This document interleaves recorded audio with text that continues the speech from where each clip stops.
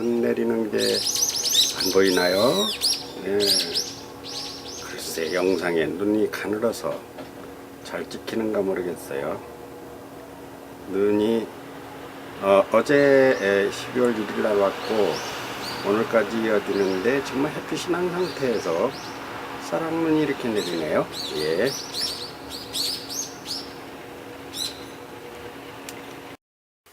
네, 여러분 안녕하십니까? 방금 여러분은 눈 내리는 바깥 풍경을 잠깐 보았습니다.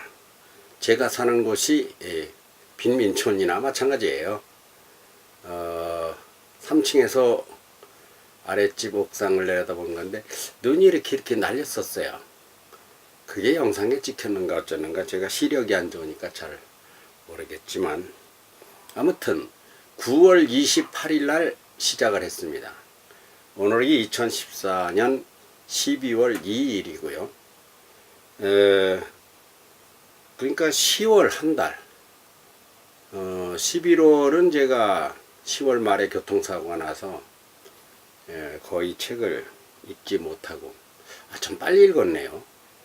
이제 다시 확인을 해보니까 5권에 11, 12, 13 3부밖에 안 남았어요. 14부는 박미소하고 읽어놨고 15부는 대청댐에 가서 이미 읽어놓았고 지난 그 새벽에 10부까지를 읽었고요. 제가 이 월남 이상재 선생 이 책을 쓰면서 월남 선생 그 육성을 레코드판을 통해서 하나 들은 걸 지난 새벽에 제가 읽어드린 적이 있었는데 월남 선생의 직접 자기 생활에 대한 어떤 이야기를 좀 들었으면 하는 아주 그 목마름이 있었어요. 만일에 50년 100년 후에 우리 손자 증손자들이 증손녀 뭐 이런 아이들이 제 예할아버지 뭐 증조할아 예할아버지 뭐 이렇게 떠올려 본다면 저는 이 오늘을 하나의 기록으로 남길 수 있을 것 같습니다. 세월이 많이 좋아졌어요. 그때 월남 이상재 선생 때는 그런 시설도 없었고 그런 기술도 없었고 아무튼 시력도 별로 좋지 않은 제가 눈 오기 전에 첫눈 오기 전에 이걸 다 읽어보겠다 라고 약속드린 것이 10월 11월 꼭 2달도 안 돼서 75부를 다 읽고 어떻게 된 건가 몰라네. 다 읽었어요. 좌우지간에 15부씩 되는 걸 다 읽었습니다. 오늘은 이제 5권에서 제 11부가 되겠습니다. 큰 제목 급성장하는 민족지 조선일보 이런 큰 제목이고요. 이게 마이크가 잘 들어갈 걸로 믿어보겠습니다. 작은 제목 조선일보 사장이 된 월남의 성정 최초의 여기자 최은희 처음으로 월남의 형편이 피다 막내 승준이네 가족 서울로 오다 순재의 평장 묘를 찾아서 떠오르는 순재와의 대화 이렇게 되어 있습니다. 첫 번째입니다. 조선일보 사장이 된 월남의 성정. 이제 여기서 각도를 달리하여 월남은 어떤 사람인가 잠깐 생각해 볼 필요를 느낀다. 정말 당연하여 말할 필요조차도 없는 온당한 말부터 시작해야 하겠다. 국가나 가정이나 누가 어떻게 하느냐에 따라 달라진다는 것이다.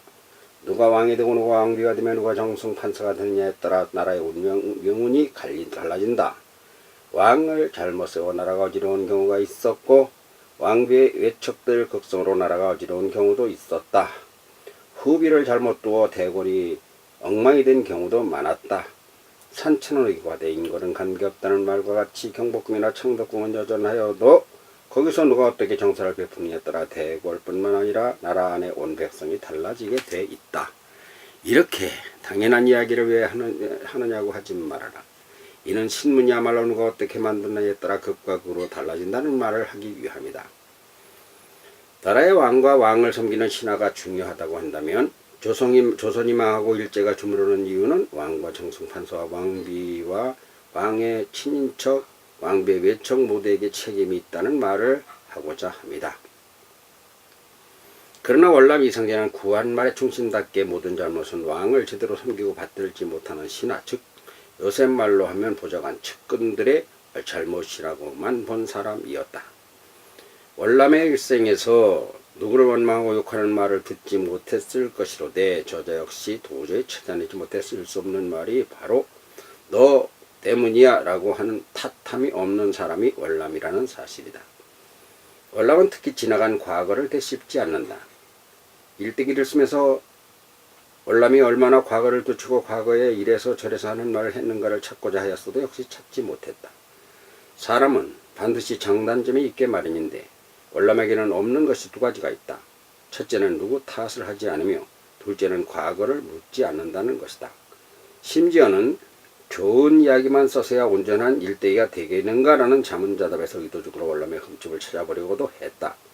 그러나 이제 말한 두 가지 탓과 과거를 따지지 않는 월남이라는 것은 일대기 전체를 차지하고 있으며 월남은 오직 그러니 이제부터 어쩔 것이냐 라고 하는 오늘과 내일에 대한 대처, 즉 닥친 현실에서 최선의 길이 무엇인가에 대하여만 골몰한 일생을 이뤘다는 것을 알 수 있어. 이것은 저자가 임의로 쓴 말이 아니라 실제로 그대로 쓴 것이다. 그러므로 월남은 조선일보가 과거에 어떻게 만들어진 것이냐에 대하여는 일체 무관심이었다. 총독부 기관지나 다름없건 있건 누가 창건, 세건, 송병주 같은 친일파가 경영한 것에도 상관하지 않았기에 사들이자 하고 사장직을 수락한 것이다. 이 점은 신하로 왕을 섬길 때도 마찬가지다.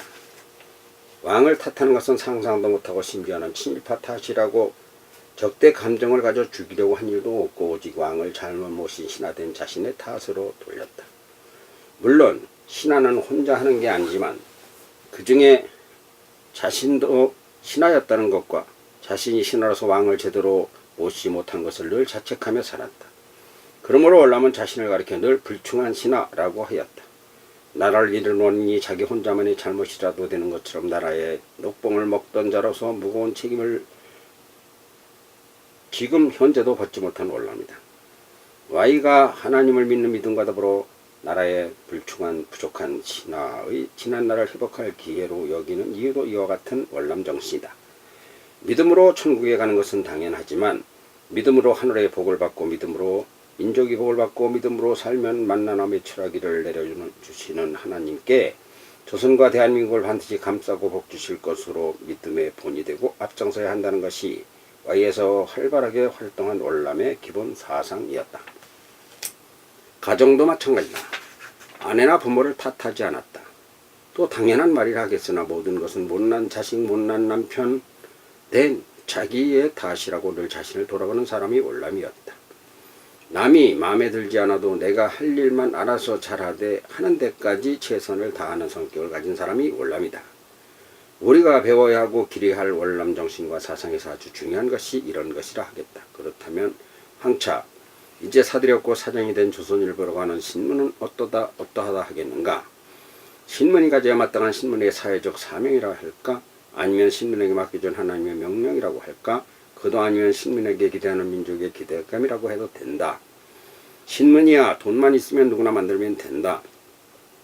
문제는 신문다운 신문의 본분을 유감없이 발휘하여 만민의 선지자된 정론집필이라 말하는 정직성과 공정성과 신뢰성의 문제가 중요하다.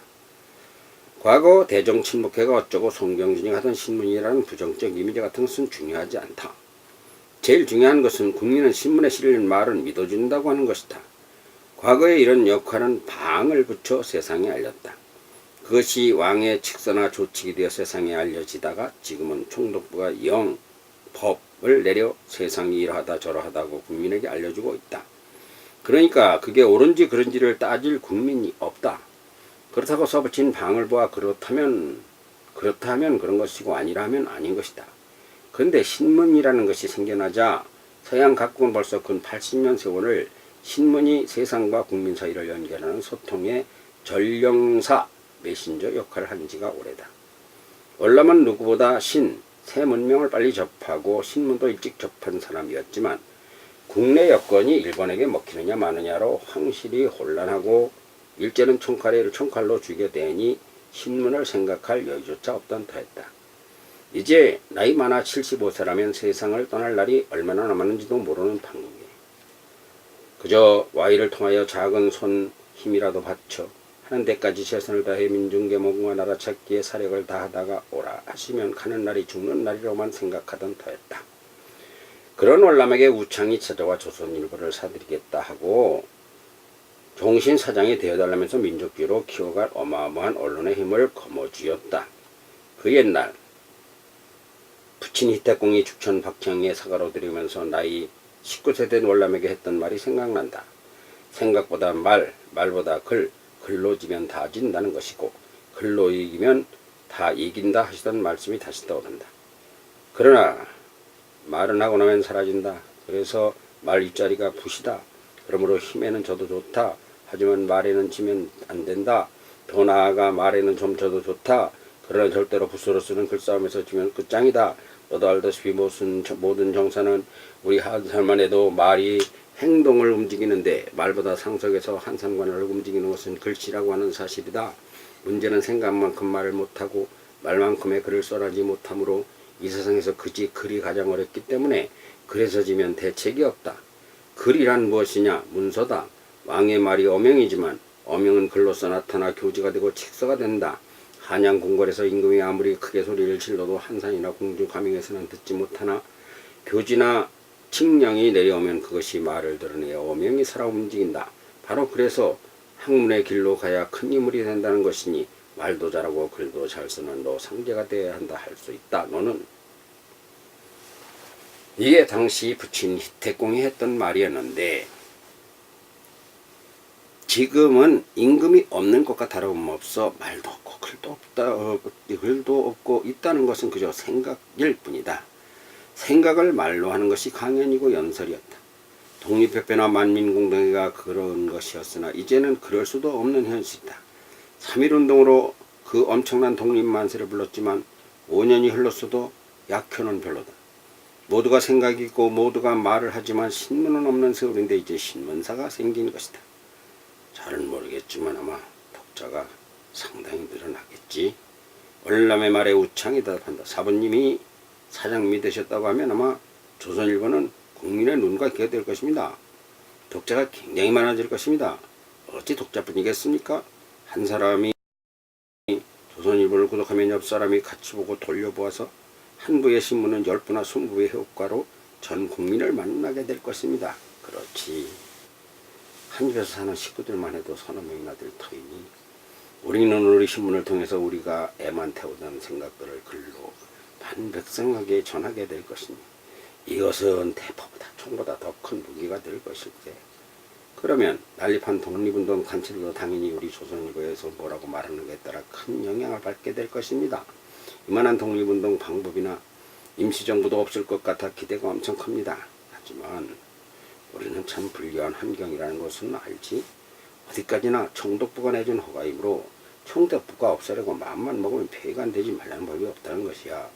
장마치 황소 2만 마리나 되는 값을 쳐주고 산 것이 폐가 안 되면 만사가 허사 아닌가. 어려운 얘기라는 말이야. 그러니까 총독부의 비위를 맞추면 목적이 허사가 되고 그렇다고 총독부에게 미움을 받으면 폐간시킨다고 할 것이고 우리에게는 여간신중한 일이 아닐세. 대놓고 항일도 못하고 대놓고 반일도 못하니 우리 필진이 정말 지혜로워야 하네. 물론 열흘이다 보름이다 정간 정도를 당하는 것은 무섭지 않아. 하지만 참 어려운 일일세. 그래서 주필에게 안재홍, 편집장의 민태원 등 새로운 필지를 구성했는데 사부님 어떻다고 생각하십니까? 훌륭하네. 훌륭해. 참 우리 신문사가 복이 있어요. 안주필이나 민국장의 글을 내가 좀 아는데 너무 잘할 분들이야. 그런데 그런 일을 나한테 일일이 보고하고 결제받으려 하시는가? 그러지 않아도 되네. 어차피 조선일보는 내가 사장이 아니라 영원한 사장은 하나님이시고 영원한 필지는 모두가 차세대를 이끌고 나갈 사람들이지 내가 아니야. 저는 사부님의 말씀을 잘 알아듣지만 우리가 겉으로 드러내지는 못해도 우리 신문은 민족의 대변지가 되자는 것이며 자주 독립국가로 가기 위한 디딤돌이 된다는 것이 우리의 가슴에 간직된 뜻이 아닙니까? 제가 경영수업이라고 했으니 우선은 일일이 보고를 올리려 합니다. 그냥 받으셔야 되는 이유가 우리 신문이 사유물이 되어서도 안 되고 언론의 정도를 벗어나도 안 되고 보도와 논설에 미련하고 망매해도 안 될 뿐더러 그렇다고 잘났다고 힘주고 민족단련말을 강렬하게 호소하는 어리석은 방법을 택해도 안 된다는 생각에서 보고를 드려 마땅하다는 것입니다. 그냥 뭐 나는 그래도 좋고 안 그래도 상관없네. 편한 대로 하시라는 말을 분명히 하겠네. 물론 저도 걱정입니다. 목적은 따로 있는데 행동은 아닌 듯이 해야 한다면 신문의 존재 의무 이탈일 것이고 죽으면 죽고 폐간을 당하면 돈이 사라질 망정 어찌 친일의 홍보지가 되겠습니까? 그러려면 사들일 이유도 없었습니다. 그래서 내가 줄타기를 한 것이야. 좌로나 우로나 치우치면 줄에서 떨어지고 마라. 하지만 우리는 애줄타기에 능숙해지는 날이 곧 올 걸세.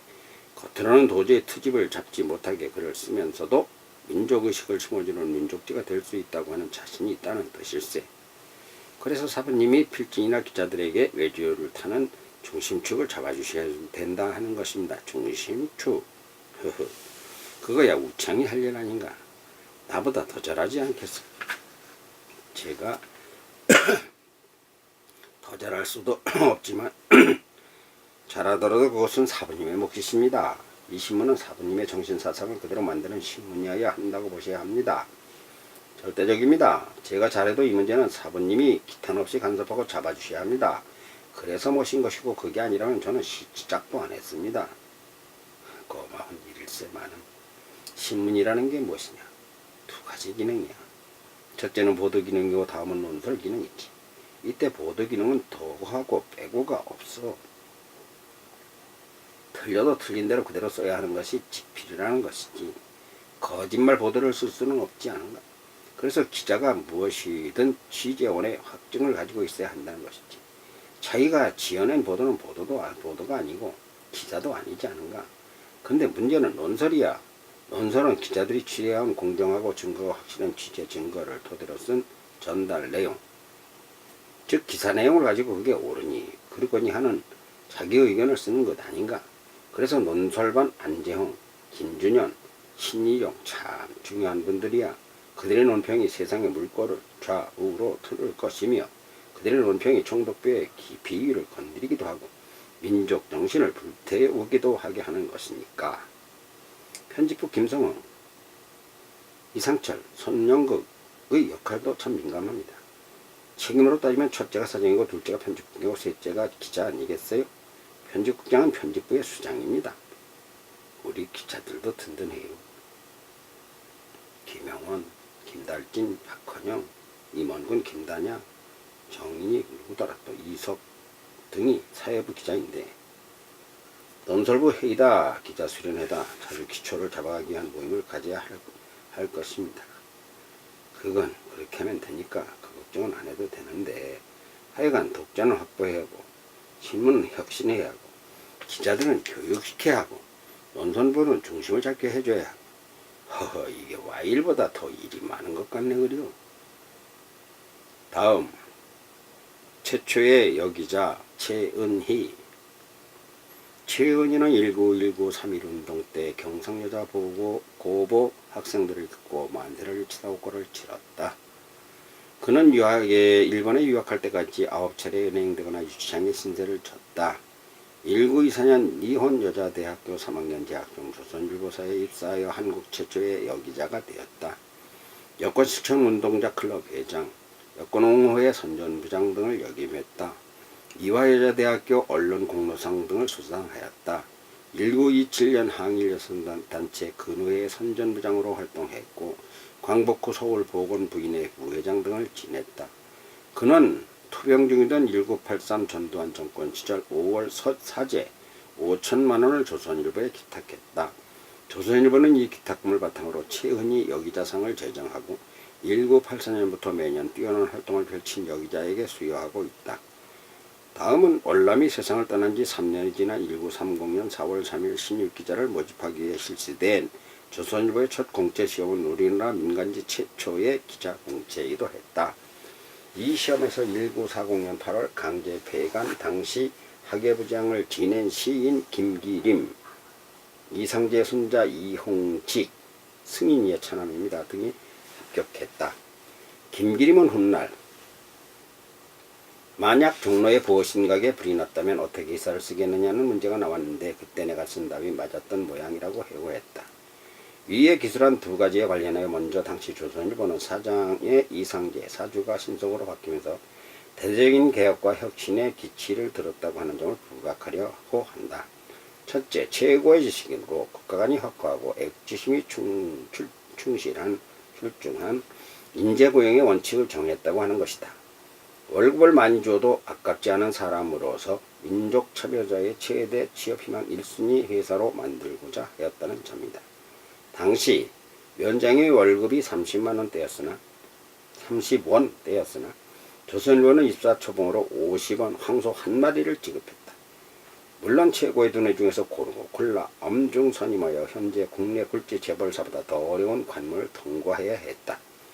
1924년 첫 국제에서 합격한 최은희 기자는 갑자기 50원의 월급 봉투를 받고 스스로가 깜짝 놀랐다는 말이 있다.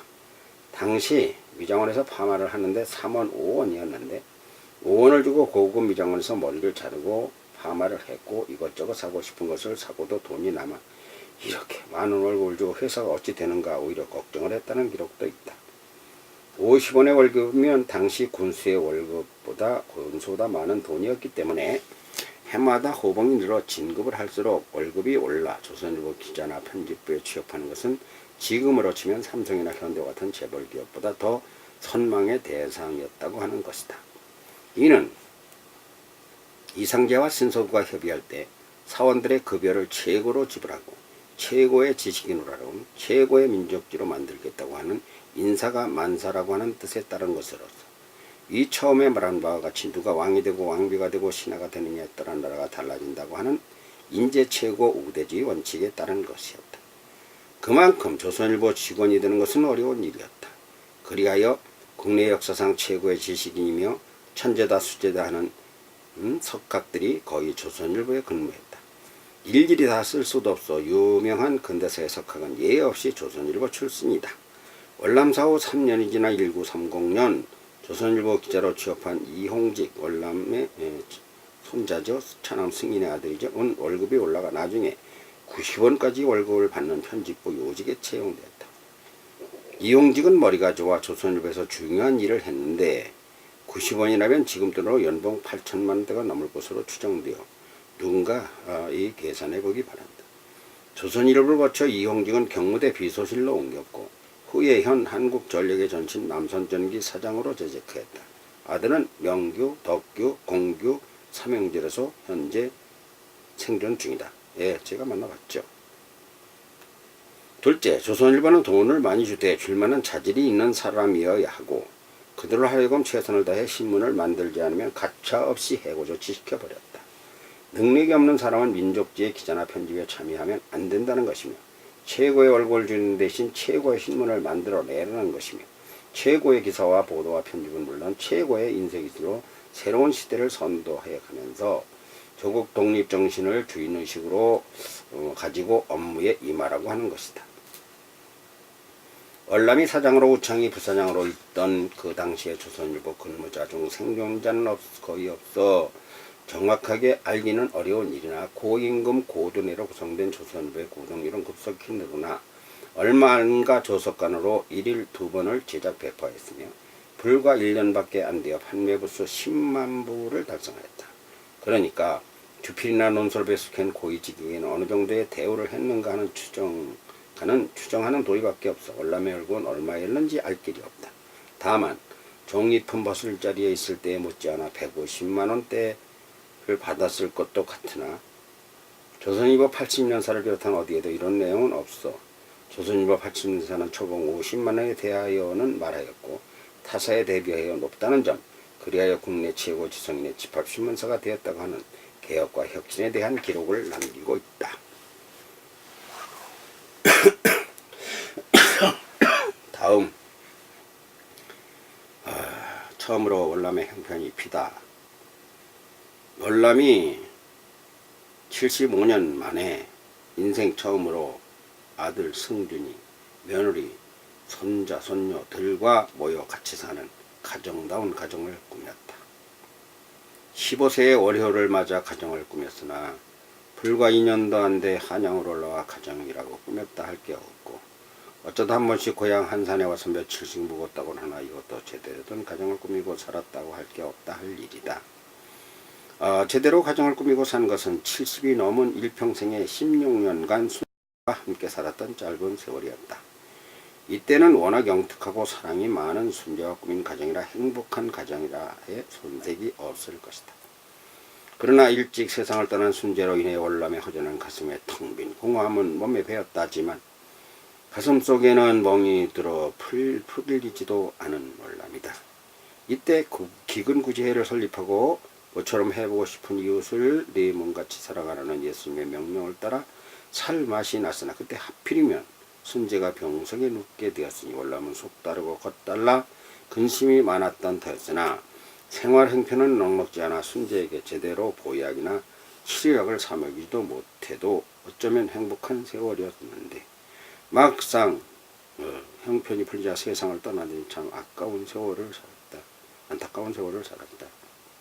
아무튼 그런 순재를 홀로 뉘어놓고 우창의 간곡한 요청과 불타는 애국열정에 감동하여 또 자신도 이루고 싶었던 소망이었기로 조선일보사를 인수해 사장으로 재직하는 까닭에 집에서 회사로 나오면 순재가 아픈 것도 있고 회사 발전에 온 정력을 쏟고 있는 중 사장에 취입하고 석 달 만에 그만 순재가 세상을 떠나버린 것이다. 월남은 막힌 가슴을 터뜨리지 못하고 엉엉 울었다. 그렇다고 살아날 순재는 아니었지만 무엇보다 애잔하고 아픈 가슴은 이제야 제법 경제적으로 안정에 접어든 조선일보 사장이 되어 큰 월급을 타게 되는 터라 좀 지나면 집에 돈이 쌓여져 순재가 그새 고생한 값을 갚아줄만 하다고 내심 기뻐하는데 그 순재가 죽은 것이다. 당시 윗글에서 보았듯이 항소 한 마리가 추정 5원이었다. 그런데 50원이었다. 그런데 월남이 받은 월급 봉투는 거금 100원 추정 여느 직원 초봉의 2배 상당이 들어있어 월남이 기절할 정도로 놀랐다. 월급을 많이 주고 최고의 인물만 뽑아 최고의 신문을 만들어야 한다고 말은 하였지만 월남은 그게 월남의 월급을 이렇게 많이 달라는 뜻은 꿈에도 없던 일이다.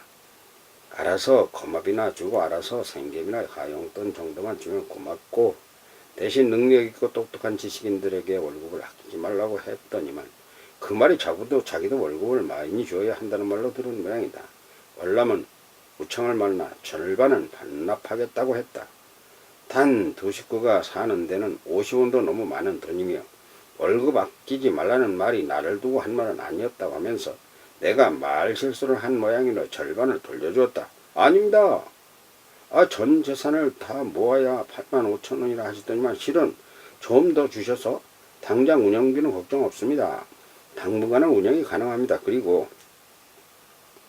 총독구나 각 청마다 군마다 우리에게 잘해주어서 광고비도 적자를 면할 날이 곧 올 것입니다. 걱정하지 마세요. 우창은 강력하게 거부하고 토론해 주었다. 이거야원 내가 도와주는 것이 맞지 어찌 짐이 된단 말인가. 내 월급은 맨 나중에 수익이 발생하면 그때부터 줘도 되니 걱정 마시오. 거듭 우창에게 말해도 우창은 절대 안 된다는 말이다. 돌아가실 때까지 올려드리면 올려드리지 아무리 어려워도 내려드릴 수는 없습니다. 참 사부님들. 우리 조선일보 사장이 누구십니까? 뭔 소린가 이게. 하나님이 사장님 아니십니까? 하나님은 부자십니다. 그건 돈도 아닙니다. 두고 보세요. 짐으로 지고 가게 해드릴 모양이니까 별 걱정을 다 하십니다. 할 말이 딱 막히고 말합니다. 하나님이 사장이라는 데야 월남이 할 말이라면 하나님의 돈도 아껴야 한다고 하려다가 참았다. 열정도 대단하지만 배짱도 엄청나고 믿음도 대단하구나. 스스로도 놀랄 따름이다.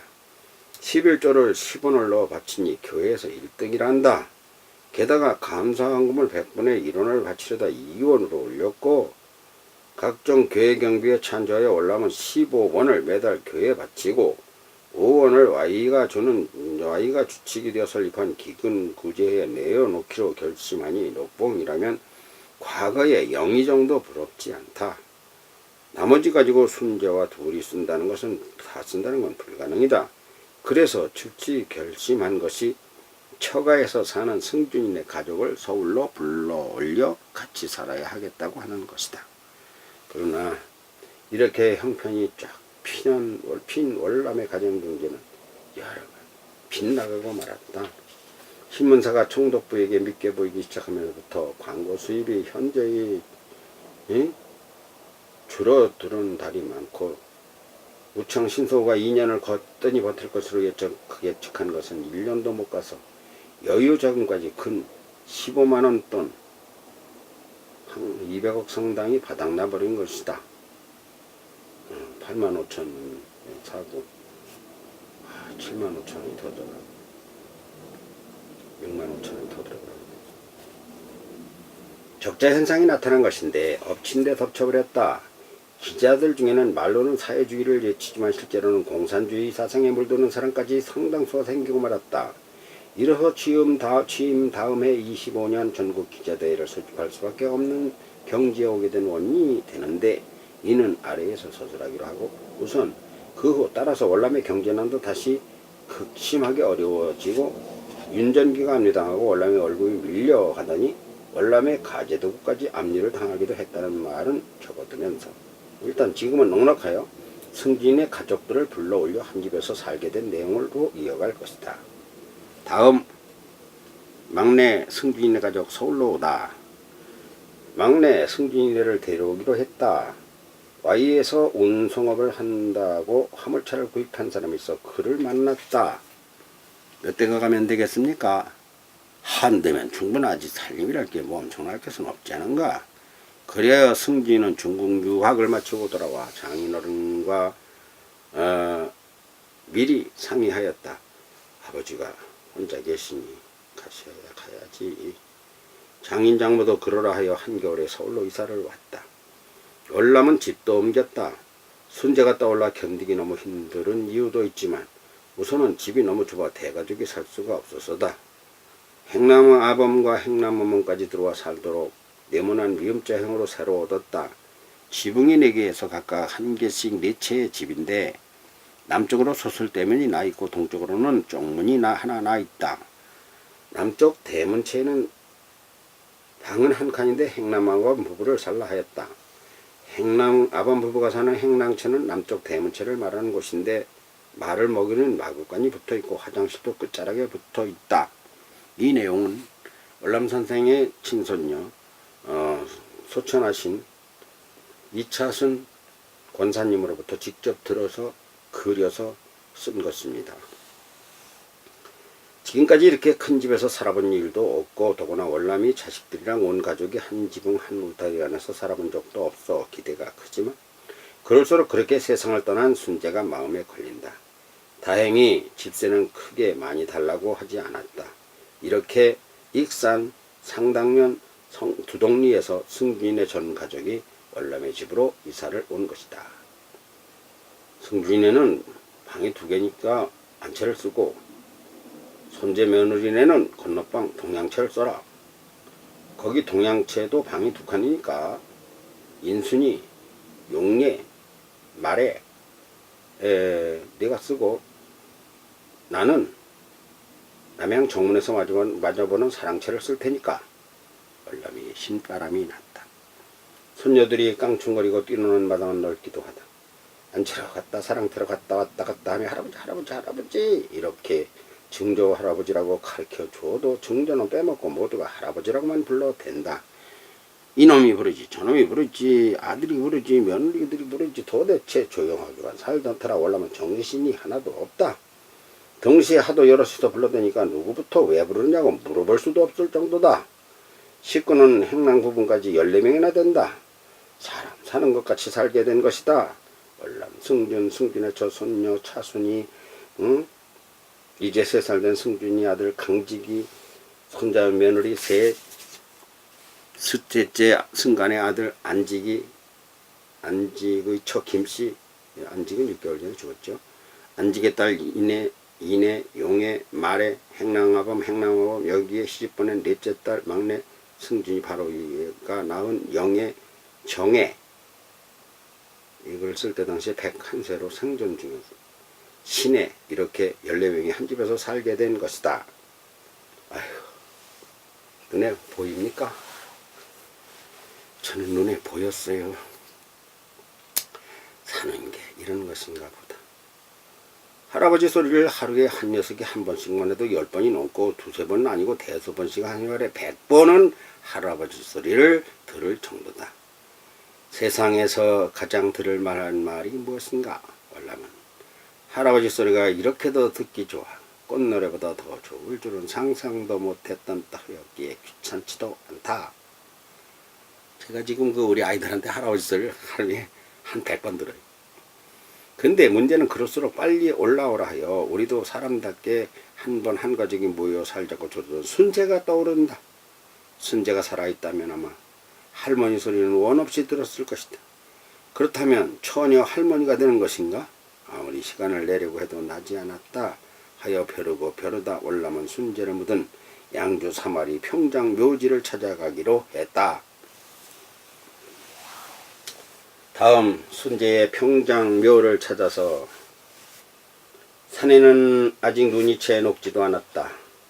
그러나 월남은 조선일보 혁신과 승준이가 왔다는 이 기쁜 소식을 알면 순재가 팔팔 뛰며 목에 매달려 좋아 어쩔 줄 모를 거라는 생각에 바쁜 시간을 내 양주 3마리 순재의 평장묘를 찾아온 것이다. 아무도 찾지 않는 깊은 산속 꽁꽁 얼어버린 땅속에 누운 순재의 눈 덮인 평장묘지에 오니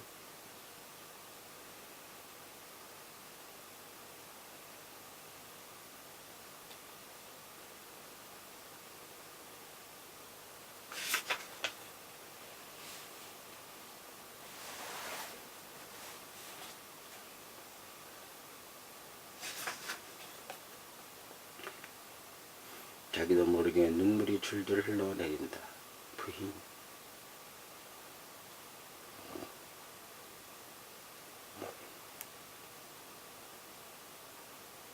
숙부인 나요 나. 내가 왔어요.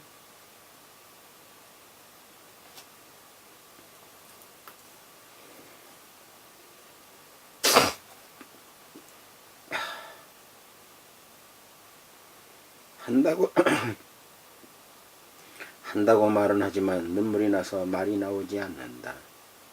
들고 온 조화를 평장무에 꽂아주며 문득 첫날 밤부터 결혼하기 전까지 했던 수많은 말들이 떠올라 가슴이 터지려 한다.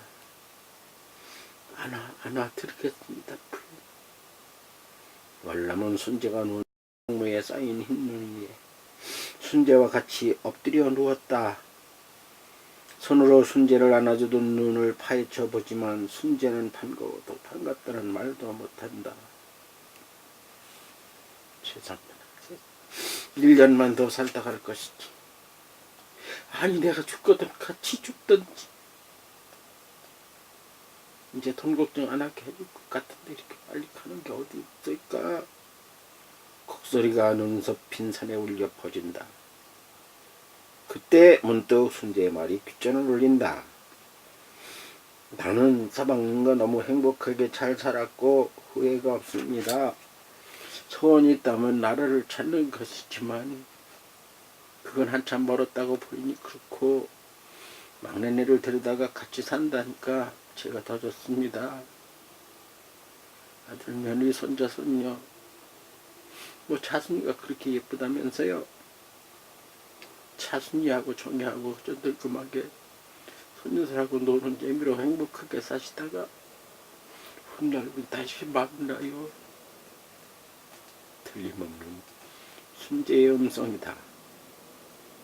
맞다. 순재는 그렇게 말할 사람이다. 산을 내려오는데도 살았던 16년이 아니라 자그마치 만났던 첫해 1894년부터 14년 모두 30년간 주고받은 순재와의 지난 말들이 생생히 떠오른다.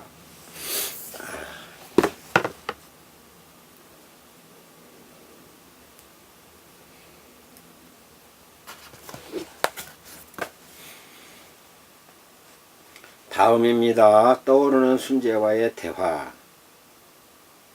아니라 뭡니까? 예? 그러지 마세요.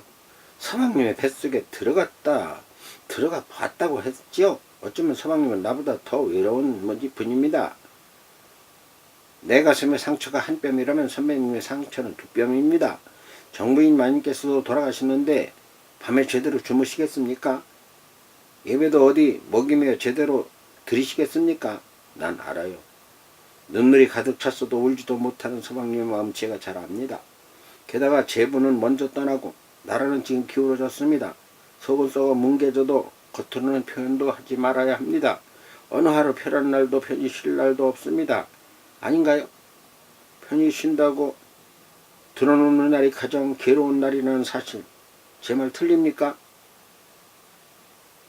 그때 월남은 넋을 잃고 순재를 바라보았었다.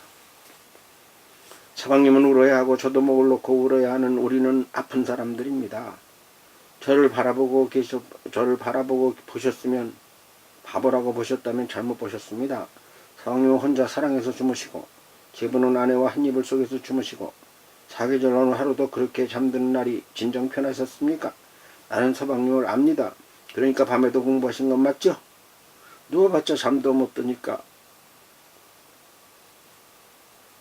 늦잠 접찬 책만 보셨죠? 결국 눈이 지치고 몸이 지치고 그러다 보니 전신이 기력이 다 빠져야 쓰러져 그걸 잠이라고 들었으니 그건 잠이 아니라 고문입니다. 고역입니다. 감옥이나 사랑방이나 이 집이나 고향집이나 혼자자나 정부인만과 같이 자거나 서방님 평생에 한 번이라도 걱정 없고 근심 없이 다리 쭉 뻗고 세상 모르고 잠들어 온 밤이 흰옷 빼고 몇 번이나 되셨죠? 게다가 그때 순재는 눈물을 닦았었다. 어느새 날이 샜냐고 짜증내며 일어나기 싫어 깨워도 잠을 못 깨는 그런 날이 있었습니까? 단 하루도 그렇게 편하게 잠들고 마음 품 놓고 늦잠 잡은 날이 있으셨어요? 아내의 부드러운 가슴에서 손을 떼기가 싫어서 일어나기 싫은 그런 것 말입니다. 외롭고 괴로움이란 그런 것입니다. 아픔이란 바로 그런 것입니다. 말쟁이들은 그걸 보고 대단하다, 열정이 뜨겁다, 천재다, 수재다, 공부 많이 했다, 어쩌고 저쩌고 머리 좋다, 유식하다, 박식하다, 공부밖에 모른다 어쩌고 하면서 위대한 인물이라고 입을 열려 칭찬하지만 그게 불행입니다. 그런 인생 살아보지 않았으면 난 이런 말 할 수도 없습니다. 서방님이 이런 내 말을 모른다, 아니다 할 사람이라면 나는 꺼내지도 않을 소리입니다. 밤에 춥고 긴긴 겨울밤에 서방님은 그 긴긴 외로움인지 아픈 상처인지도 모르고 오로지 공부만 했습니다. 일본 가고 미국 가고 그게 얼마나 긴장하고 힘든 일입니까? 하루도 편한 날 있었답니까? 듣자 하니 월남은 갑자기 무엇인가 홀린 것만 같았다. 무엇보다 모두 옳은 말이었었다. 그것은 공부가 아니었다. 그것은 발악이었다. 외로움을 달래려고 쳤던 몸부림이었다. 공부도 환경에 맞아야지 누가 제대로 챙기지도 않는 머나먼 그런 환경에서 하는 그것이 그리고 공부였습니까? 수고이마님, 맞는 말씀입니다. 아니면 놀라운 분이시더군요. 뭐가 놀랍습니까? 진리라고 할지 영리라고 할지 총기라고 할지 모르겠지만 숙구이마님 정말 오늘 숙구이마님 정말 너무 달리 보이십니다. 달리 보이신다니 듣기 싫지는 않습니다. 그러나 아직도 제대로는 못 보신 듯합니다. 아닙니다. 제대로 바로 보고 있습니다. 아닙니다. 저를 제대로 보시려면 아직도 멀었습니다. 아직도 제대로 보는 눈빛이 아닙니다. 무엇을 못 본다는 말씀입니까? 내 모습 겉만 보신다면 서방님은 아직도 장님이나 다름이 없습니다. 제가 만일 관복 입은 서방님만 본다면 저도 장님이라 하셔도 됩니다. 그러나 저는 서방님의 알몸도 보이고 속마음도 보입니다. 혼자 주무시는 서방님의 새우 잠든 모습을 보지 못했다면 저는 서방님께 긴 말할 미천도 없습니다. 하지만 저는 서방님의 어린 시절도 보이고 13년간 공부하셨던 모습도 환하게 보입니다. 심지어는 고향에 내려간 서방님이 정부인마님과 같이 잠든 모습도 봤습니다. 혼자 외로이 타오르는 정력을 풀어내는 광경도 나는 다 보았습니다. 몇 번 한방에서 자면서 서방님의 땀냄새도 맡아봐서 알고 말 못할 고뇌로 괴로워하는 모습도 나는 이미 다 보았습니다. 보았더니 결론은 서방님 딴탁하다. 불쌍하다. 그래놔도 안 됐다. 참 복잡합니다. 수십 년간 혼자 받아먹은 밥상도 다 보았습니다. 보이는 걸 어쩌겠습니까? 세상에서 가장 맛없는 음식이 뭔지 아세요?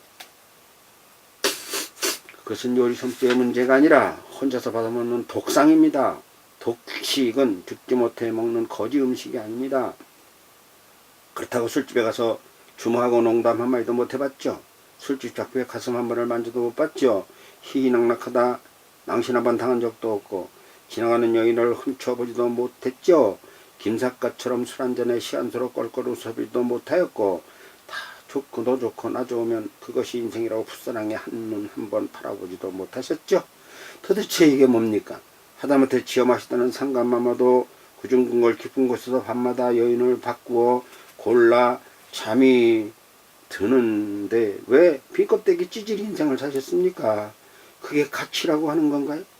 그것이 공행자가 말하는 인이며 예라는 것입니까? 헛소리입니다. 그런 것들은 왜 무슨 목적으로 배고팠을 길에 나아가는 거죠? 결국은 거기에서 벗어나 음탕한 계집애에 몸을 담그기 위한 일종의 위장전술 아닙니까? 이루었으면 누려야 하는데 서방님은 바로 정신병자입니다. 이런 말, 내 말이 뼛속에 스며들면 나를 좀 안다고 하겠습니다. 월남은 항복하기로 마음먹었었다. 도저히 이길 수도 없고 따를 수도 없어 우러러 보아야 할 초인의 경지였었다. 예, 뼛속에 스며듭니다. 농담이 아니니 됐습니까? 진심입니다. 그럼 내 말 듣는 소감을 한마디로 말해보세요. 잘못 살았다는 것입니다. 그렇습니다. 서방님 잘못 살았습니다. 그래야 그러나 이제야 딱 절반을 알아들었습니다. 네, 11부를 마쳤죠. 감당을 못하게 눈물이 나네요. 제가 월남 선생의 그 재혼에 대해서 상당히 많이 생각을 했습니다. 장순재라는 여인은 근데 잘 몰라요, 제가. 근데 월남 선생을 잘 알다 보니까 이분이 어떻게 장순재 여인과 살았는가가 사실은 열심으로 뭐라 합니까? 명상입니까? 깊은 명상에 잠기면 환청이 들리고 환상이 보입니다. 저는 독립협회 만민공동의 그런 강단에도 서 본 듯이 뭔가 이제 영감이라 하죠. 피를 받아서 쓴 것이고 마음대로 막 지어내는 게 아니에요. 이게 꿈에서 되는 게 아니에요. 여기는 지금 월남 이상재 선생의 한산 처음 묻혔던 요시터 비석입니다. 거기에 이제 꽃병에 제가 가져갔던 꽃이고, 다음에 사마리로 양주 사마리 장순재 여인의 묘가 있다는 곳. 그건 제가 이제 그건 작가로서 거기다 지은 거예요. 거기에 홍직이네가 거기 살았어요. 그쪽 쪽에. 거기 이제 산이 거기 있어. 그래서 글로 가지 않았어요. 이승만 대통령이 와가지고 입장할 때 촬영한 사진입니다. 12부, 13부 이제 딱 2시간 남았는데 지금은 9시 56분입니다. 아침이에요. 저쪽 창문 쪽으로는 역광이 되어서 반대쪽으로 카메라를 놓은 상태고요. 아유, 가슴이 먹먹합니다. 여러분 감사하고 12부에서 다시 뵙겠습니다.